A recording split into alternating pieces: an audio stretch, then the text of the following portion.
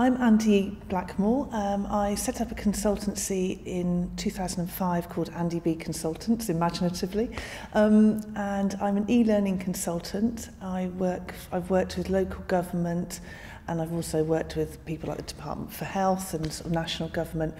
and I'm working locally with academic institutions to look at ways in which they can deliver their e-learning strategies, and I'm helping to write e-learning strategies with those institutions.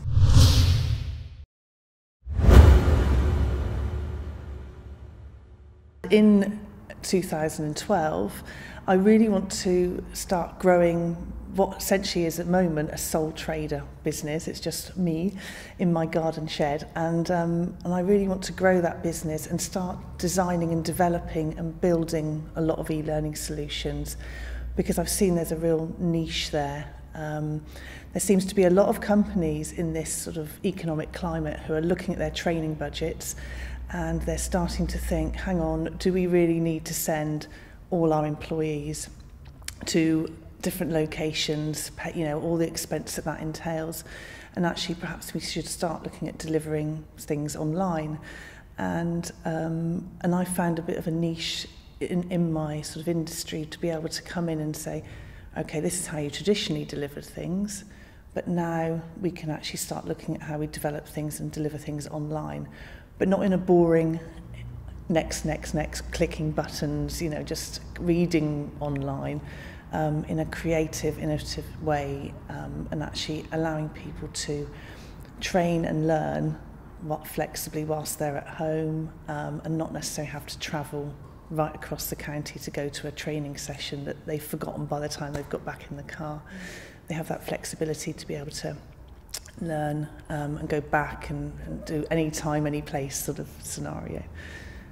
So in 2012, I want to start up and build more of a development company to create those resources, probably called Inspire Interactive, and that's my drive in 2012, is to build my business and start tapping into that market that's there at the moment.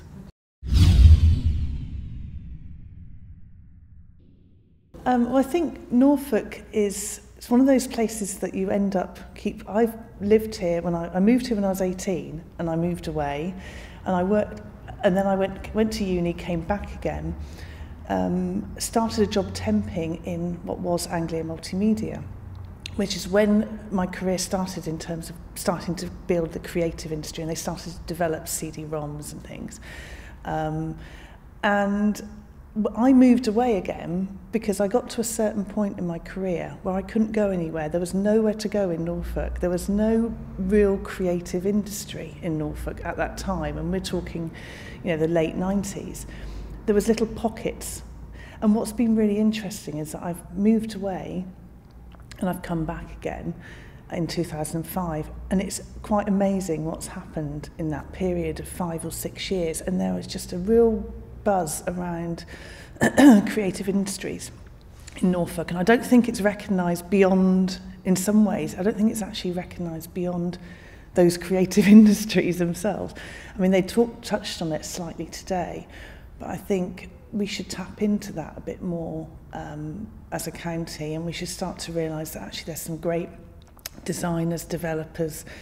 you know, and people looking at there's amazing people I work with who develop apps, who really understand the creativity side. And I think there's lots of little rumblings of things happening, but I think we need to focus on some of those industries like the offshore and the energy side, and the tourism that's already there, but actually start understanding people's skills in Norfolk, and not necessarily looking at businesses that employ more than 50 people, but maybe those individuals that are all dotted around, that actually when you're at that level, you know them, but actually start to build those up and support them. I'm biased because obviously I'm one of those people, but I think there is a real buzz around Norfolk and creativity, because I think we've all had to be creative to be able to have a job in, you know, and have our own businesses whilst living somewhere that seemed to be rural, I suppose.